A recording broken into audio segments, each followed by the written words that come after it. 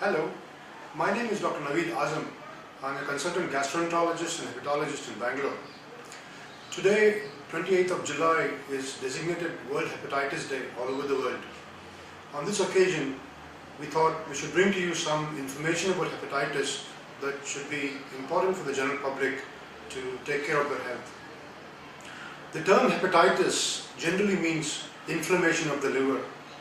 There are many causes for this, and among them, viral hepatitis is one of the major causes.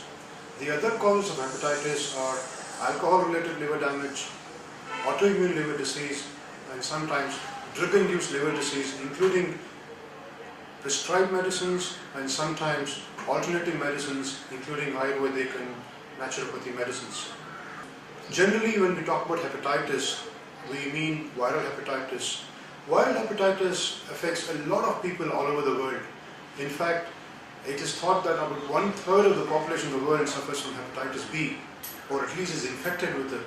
And a significant number of patients, at least 1/3 or 1/4 of them, will go on to suffer from chronic liver disease. Hence, it is important to learn a little bit more about this, and so that we can manage it better. Hepatitis viruses that are of different types. They are generally waterborne or bloodborne. The waterborne hepatitis viruses are hepatitis A and hepatitis E. These generally tend to be self-limiting and very rarely cause any serious disease. So we need not spend too much time on this. For more information, you can consult your doctor about hepatitis A and E, which is waterborne diseases in general. We will spend a little bit more time talking about blood-borne hepatitis viruses, which is hepatitis B and hepatitis C. Let's first talk about hepatitis B. Hepatitis B is the most common form of viral hepatitis in the world.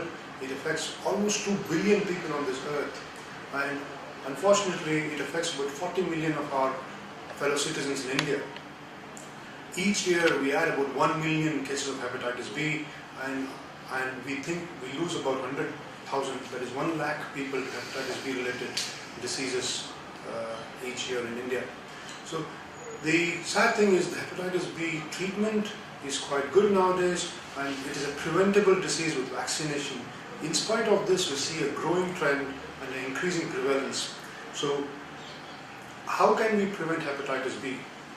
Hepatitis B is transmitted from blood products, organ transplants, from contaminated needles, and from mother to baby, as we think is the commonest form of transmission nowadays in India. There's been a lot of improvement in the last 20 years to take care of preventing transmissions from blood products and organ donations, but this is not a 100% accurate way of doing things. Mother to baby transmission remains a reality, and therefore there is a universal program of screening mothers for hepatitis B and vaccinating the baby for mothers who are positive and offering them treatment very early in life. There has been a lot of improvement in hygiene standards in the hospitals in terms of using disposable needles and thorough checking and double checking of blood products that are used for transfusion for patients in the hospitals. This has brought down the incidence to a large extent, but it still remains a problem, public health problem in our country. There is a vaccine for hepatitis B which is available.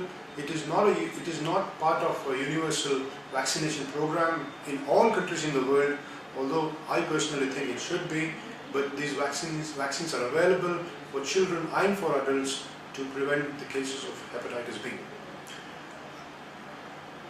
The disease can present in the acute form with jaundice and a general viral illness, in which case, if you have a blood test done, this can be picked up.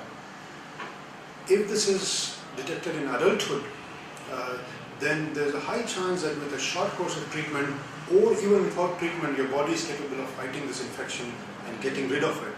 But there will be a significant number of patients, around 10 to 15% of patients, who will go on to develop chronic hepatitis B, which needs long-term monitoring and treatment. Untreated disease will lead to cirrhosis, which is scarring of the liver and can lead to liver failure and liver cancer. Hence the importance of preventing, early detection by screening, and early treatment and effective treatment in consultation with your physician or gastroenterologist. Hepatitis B transmission is, as I said, from mother to baby when the child is in the womb or during the time of the delivery. Other modes of transmission are through contaminated needles and through blood product transfusions. So it is very important to take care of these things and talk to your doctors, particularly during pregnancies, to screen for hepatitis B. So this is one of the effective ways of managing and controlling the prevalence of this disease and reducing the burden for the future. Now coming to hepatitis C.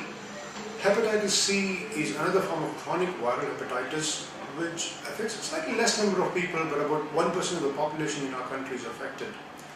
Hepatitis C, unfortunately, is not detected except with a blood test, as it does not produce jaundice, unlike other hepatitis viruses. Hepatitis C is generally detected on a blood test when we check for an antibody, and then your doctor will guide you through the process of managing it once it is detected. Undetected hepatitis C progresses over a period of 10, 20 or 30 years to cause cirrhosis of the liver, liver failure, and causes liver cancer too. So the mode of transmission for hepatitis C also is through internal body fluids, primarily blood and blood products, and from mother to baby. It can also be transmitted sexually, but this incidence is thought to be very low. A common form of hepatitis transmissions we see, not just in India but all over the world, is through dialysis programs, wherein sometimes, unfortunately, patients can pick up hepatitis C transmission. There is no vaccine for hepatitis C yet, although there is a lot of research going on in the world to develop this. However, treatment is available. Most recently, treatment has been revolutionized.